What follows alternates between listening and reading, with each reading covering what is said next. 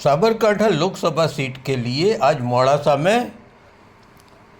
मुस्लिम समाज की मीटिंग रखी गई थी, जिसमें कांग्रेस के स्टार प्रचारक गयासुद्दीन शेख, एमएलए इमरान खेड़ावाला, नईम बेग मिर्ज़ा और मोड़ासा के तमाम मुस्लिम आगेवान हाजिर रहे थे और सभी ने एक ही आवाज़ में कहा था कि 100% मतदान करेंगे कांग्रेस को। मोड़ासा से मुस्लिम ऑफ गुजरात के लिए नाजिम जमादार की ये वीडियो रिपोर्ट।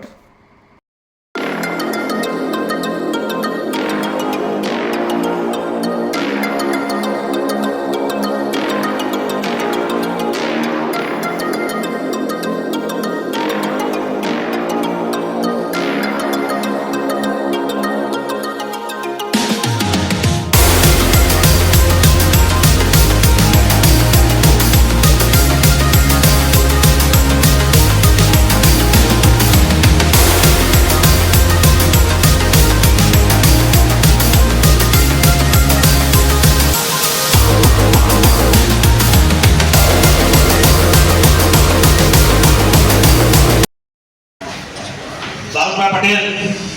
આવો ગુલામ પટેલો બધા સાથે આવી જાય તેઓ ગયાસુદ્દીનભાઈનું ગુલામનું સ્વાગત કરે કે તેઓ ગુલામનું સ્વાગત કરે।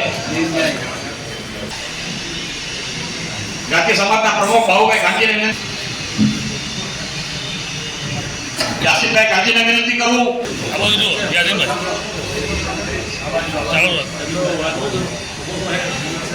શેખસાહેબને વિનંતી કરું કે તેઓ સુરેશભાઈ રંગરેજનું, સલીમભાઈ સિદ્ધીનું વિનંતી કરું કે તેઓ ઉસ્માનભાઈ લાલાનું સ્વાગત કરે।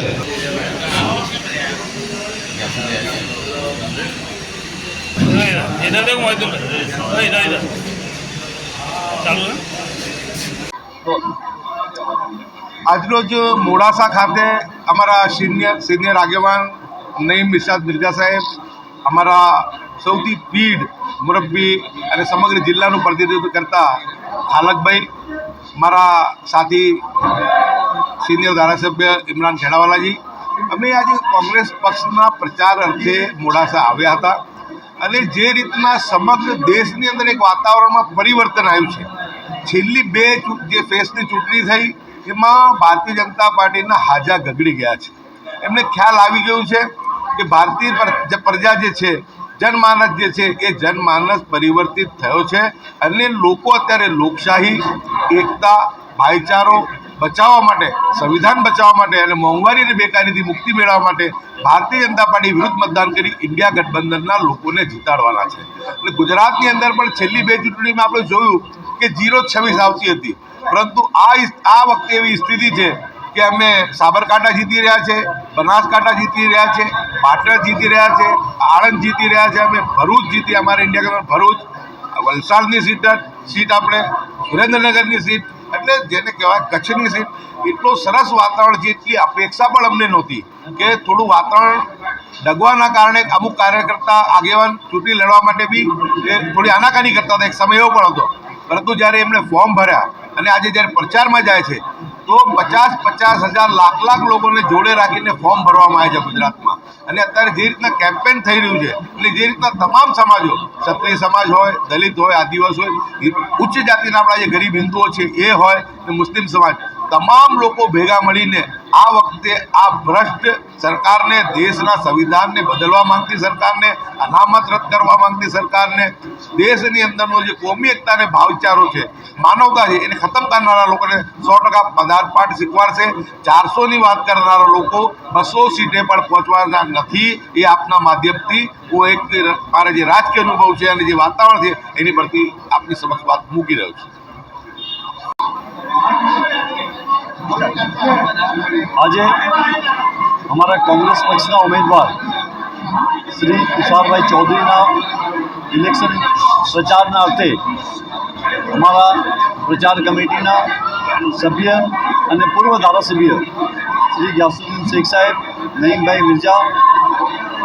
મોડાસા જિલ્લા કોંગ્રેસ સમિતિના આગેવાનો સૌ મોટી સંખ્યામાં આજે અહીંયા ઉપસ્થિત રહ્યા હતા। ખાસ કરીને આ લોકસભાની સીટના અંદર કોંગ્રેસ પક્ષના જે ઉમેદવાર લડી રહ્યા છે તુષારભાઈ ચૌધરી, તેને જીતાડવા માટે આજે તમામ સમાજના આગેવાનો અહીંયા મોજૂદ હતા અને તમામ લોકોની એક જ ફિકર છે કે આવનારા દિવસોના અંદર જ્યાં ઇલેક્શન લોકસભાનું થવાનું છે તેમાં કોંગ્રેસના ઉમેદવારો જીતીને આવે અને કોંગ્રેસના અંદર જે પ્રમાણે તમામ ધર્મ તમામ સમાજના લોકો જે આજે સાથે મળીને આ ઇલેક્શનને ફેસ કરી રહ્યા છે, આ ઇલેક્શનના ઉમેદવારોને જીતાડવાના પ્રયાસ કરી રહ્યા છે, તેનાથી સ્પષ્ટ થઈ રહ્યું છે કે ભારતીય જનતા પાર્ટી જે 300-400ની વાતો કરી રહી છે, પરંતુ તેને 300-400ની જે વાતો છે ફક્ત હંપક વાતો છે. આજે લોકોના અંદર જે કરંટ છે, લોકોના અંદર ભરોસો અને વિશ્વાસ કોંગ્રેસ પાર્ટી અને ઇન્ડિયા ગઠબંધન પર છે. ઇન્ડિયા ગઠબંધનના ઉમેદવારો બી લડી રહ્યા છે, ત્યાં પણ તેમને ખૂબ મોટા એમને સપોર્ટ મળી રહ્યો છે. જ્યારે આજની આ મિટિંગના અંદર તમામ સમાજના લોકોને અને મોડાસા જિલ્લા કોંગ્રેસ સમિતિ માઇનોરિટી ડિપાર્ટમેન્ટના અને એના સ્થાનિક આગેવાનો ખૂબ હૃદયપૂર્વક આભાર વ્યક્ત કરું છું. અને સૌએ નક્કી કર્યું છે કે તારીખ 7/5/2024ના દિવસે લોકસભાના ઇલેક્શનના દિવસે 100% મતદાન થાય અને કોંગ્રેસના ઉમેદવારને જીતાડીને તેને જંગી બહુમતી જીતાડીને તે કામયાબ બનાવીએ. पूरे गुजरात के तमाम समाज के लोगों को जिन्होंने आवाज़ उठाई, ऐसे जनाब गयासुद्दीन शेख साहब, ऐसे ही हमारे प्रदेश के महामंत्री मेरे छोटे भाई नईम मिर्जा साहब, यहाँ पर स्टेज पे बैठे हुए और जो